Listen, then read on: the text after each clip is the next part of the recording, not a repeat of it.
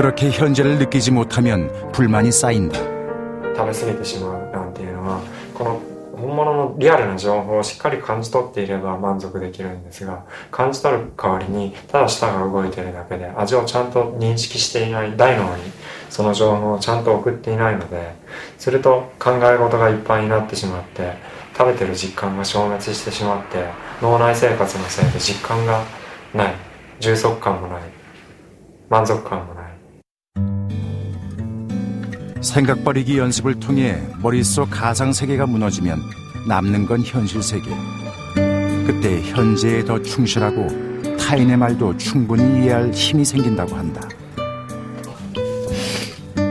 그런 이야기를 쉽게 전하고 싶은 신세대 스님은 그래서 직접 그린 짧은 만화를 책에 실는다.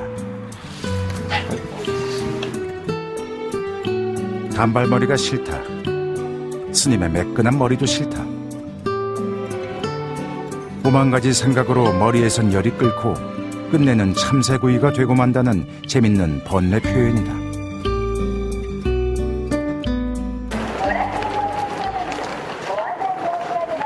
생각 버리기가 수월치 않다면 스님의 또 다른 방법을 택해보자. 마음속으로 계속 외치는 거다. 걷는다, 걷는다, 이렇게 말이다.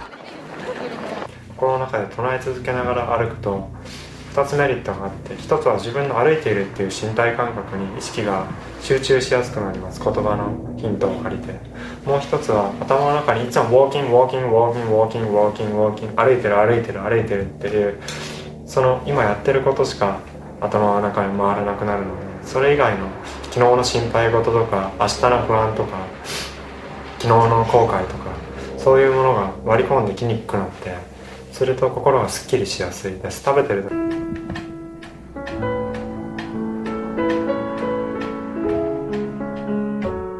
스님은 명상을 내가 모르는 나를 알아가는 것이라고 했다. 나를 뒤흔드는 분노와 욕심, 그 마음의 흐름을 알아차릴 수 있다면 분노와 욕심이라는 도둑이 나의 평상심을 넘볼 수 없다. 欲しがるか嫌がるか混乱するかっていうような状態に対して、今自分は混乱しているな、今自分は怒ってるな、今自分は欲望にまみれているなということを自覚してやることを通じて、自分の心の状態を客観化してやるいう、ちゃんと頭が気づいていないのを、実は君欲求してるでしょとか、実は今怒ってるでしょとか、実は今混乱してるねと気づかせてやって、明らかに認識させてやることで、その感情が静まっていく。自己認識、自分を知るっていうことですね。 코이케는 이미 10년 전 인터넷에 가출공간이라는 사이트를 만들었다. 지친 이들이 하소연을 하면 스님은 일일이 답변하며 마음을 챙길 수 있도록 돕는다.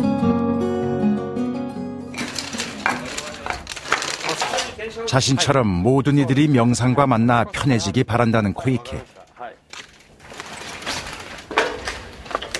생각에 억눌린 현대인들의 젊은 벗 코이케는 그들의 생각 탈출을 도우러 다시 세상 속으로 달려간다.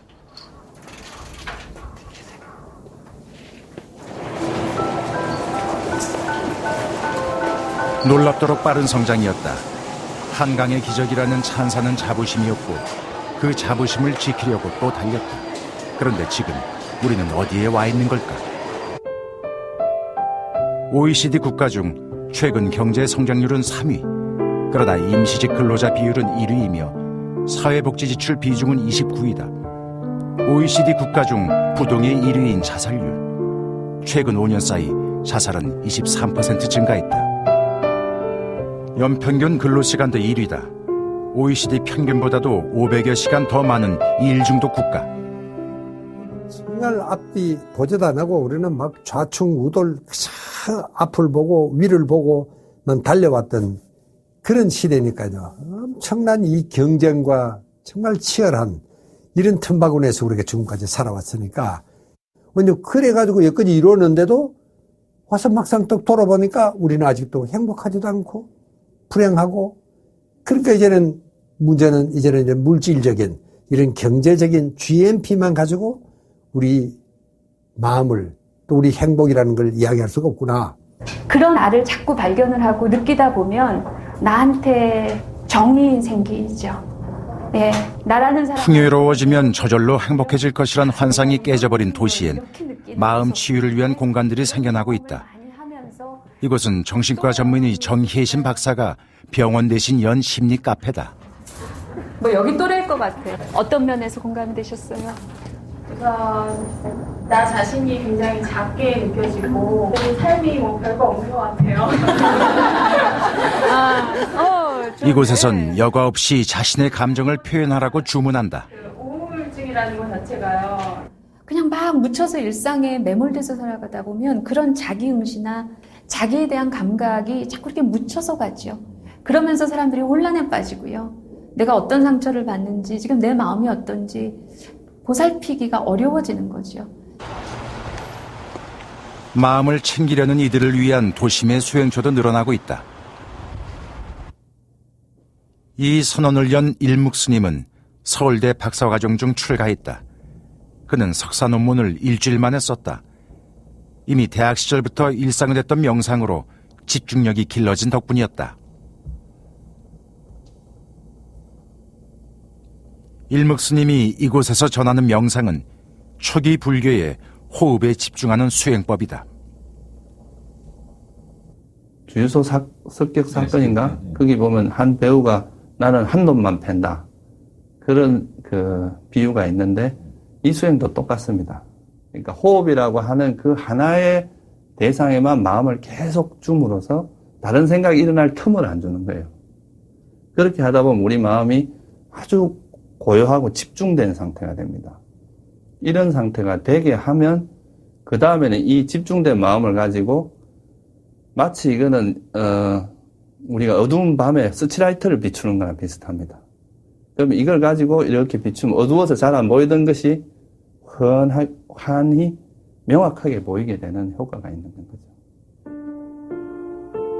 우선은 호흡에만 마음을 주는 것이 먼저다. 그러면 마음이 집중되고 보이지 않던 게 보인다는 것.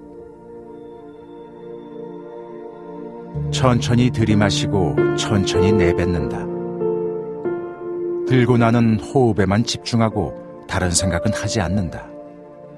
방법은 굉장히 너무 단순한데 전혀 그렇게 쉽게 잘 되지는 않습니다. 구체적으로 어떤? 그러니까 호흡만을 이제 보고 딴 생각은 이제 안 하는 거거든요. 그러니까 호흡만 보고 있으면은 이제 딴 생각은 나지 않는데 이제 딴 생각을 하게 되니까 호흡을 못 보죠.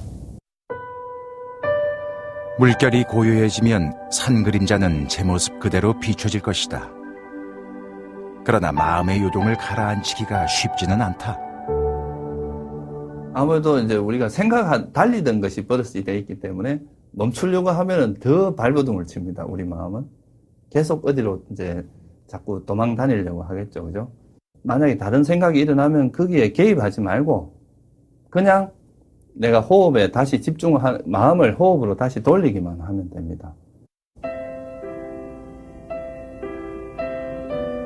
호흡에 집중한 뒤 만나는 본래의 마음. 일묵 스님은 그래서 수행은 즐겁다고 한다. 세속에 있었다면 아마도 주류로 살았을 것이다. 그러나 그는 훌쩍 출가했다. 수행에 행복만한 것은 없다고 여겼기 때문이다. 저는 그래 생각합니다. 사람은 행복하지 않은 일은 절대 하지 않는다. 자기가 행복한 길을 찾아가게 돼 있거든요. 나중에 제일 잘 되면 되는 게 아마 우리가 교수님일 거예요. 근데 저는 그분들을 폄하하는 게 아니라 저는 그런 삶이 결코 이렇게 저한테 행복으로 느껴지진 않았었어요. 근데 제가 이런 수행을 하면서 오는 마음의 평화 이런 것들은 다른 어떤 즐거움보다 크게 느껴졌거든요. 미얀마 명상센터에서 3년 수행을 마친 일묵 스님이 산속 절집이 아닌 도심의 선원을 만든 것도 그 행복을 나누기 위해서였다. 그의 바람대로 이것을 찾은 사람들은 일상의 변화를 체험하고 있다. 크게는 이제 일상생활 속에서 좀 부정적인 감정이 많이 일어났었는데 그런 것들에 계속 끌려가지 않고 바로바로 평온한 상태로 쉽게 돌아올 수 있게 된 거. 그러니까 한 호흡 딱 참아주면 왜 그전에는 아이들이 뭐라 하냐면 왜 말도 안 되는 소리를 해. 그리고 제 주장을 먼저 얘기를 했는데 딱 한 호흡 멈추고 아이들 얘기를 들을 수 있는 그런 지혜가 생기더라고요. 명상을 통해 얻은 지혜는 그렇게 인간관계를 변화시키는 힘이 되기도 한다. 그러니 명상은 혼자 행복하자고 하는 일이 아닌 셈이다. 일묵스님의 명상은 일생을 함께하는 마음을 알고 그렇게 모두가 행복해지자는 것이다. 보통 요즘 사람들은 연예인들이 어떻게 사는지 너무나 잘 압니다. 누가 뭐 키가 얼마고 어떻게 이런 건 너무나 잘 알면서 실제로 자기가 평생을 함께하는 자기 마음에 대해서는 하나도 몰라요. 자기 마음이 어떻게 하면 행복해지고 어떻게 하면 불행해지는지를 전혀 모르고 살아갑니다. 이건 어떻게 보면 참 어리석은 짓입니다. 평생을 자기를 지켜주고 자기 삶과 함께하는 자기 마음에 대해서 모르고 산다는 것은 인생을 정말 의미 없이 산다고도 볼 수 있거든요. 그래서 수행이라는 것은 특정한 사람의 것이 아니라 우리의 삶이라고 저는 생각을 합니다. 이제는 마음 관리가 글로벌 경쟁력의 핵심 동력이 될 것이란 전망도 있다. 편집 매장 이런 걸 지난해 매출 1조 원을 달성한 대기업 의류사업부 백덕현 사장. 1977년 입사해 2001년 대표이사에 취임하기까지 승승장구했던 그는 2003년 돌연 휴직했다. 본인들이 일본에도 전개하고 있습니다. 그럼 아웃도어 브랜드 고혈압 증세가 악화됐지만 일을 못할 정도는 아니었다. 그래도 떠났다. 우선 몸을 그냥 생각이고 그냥 없애버렸어요. 아무 생각 말고 그냥 눈 감고 가만히 있었어요. 큰 변화 있는 게 아니고. 그러고 나서 이제 아무 생각 없이 이제 마음이 안정되고 뭐 그러면 이쁜 사람 많이 봐서. 만족스러운 재충전의 시간이었다. 백 사장에게 재충전이란 채우는 것이 아니라 모든 걸 비우는 것이었다. 시간 날 때마다 하려고 해서요. 지금은 뭐 안 됐고 그래? 네. 휴직 1년 뒤 복귀한 그는 다시 기업의 수장이 됐다. 등산학기 한번 오지. 복귀 뒤 경영에 대한 그의 철학도 달라졌다. 제가 요즘도 우리 직원들한테 그렇게 얘기해요. 창조적인 직원이 뭐냐? 창조적인 직원이 문제 해결 능력이다. 근데 문제는 왜 생기냐? 내가 맨날 보던 눈으로만 보기 때문에 이게 막히는 거예요. 그래서 지금 직원들한테 많이 비유라는 얘기를 많이 합니다. 그래서 이제 말로 비유라기 하는 것보다 자꾸 내가 그러니까 지금 한 달에 2번씩 상상 버스 손 놓고 무조건 버스 타라. 그리고 서울시내 한번 돌려줘요.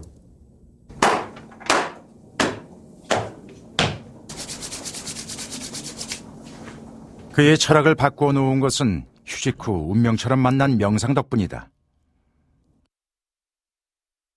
누구의 권유도 없었는데 그저 집 앞에 명상센터를 찾아갔다. 그렇게 명상을 시작했다.